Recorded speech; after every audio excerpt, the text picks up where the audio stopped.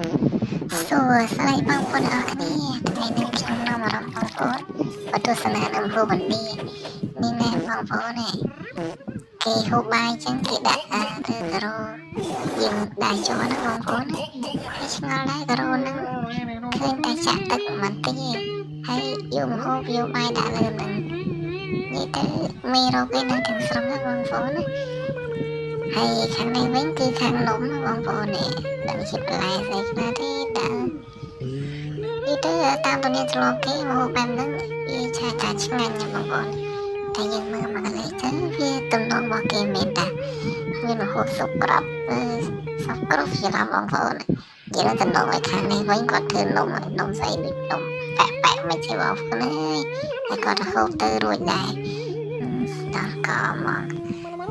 អីនេះក៏សកលកទៀតយើងថងស្អីថងនំនំផាជាលក្ខណៈដូចជាបស្រុកយើងលក្ខណៈដូចជាប្រហិតតែស្រុកឥណ្ឌានឹងជានំអីទេ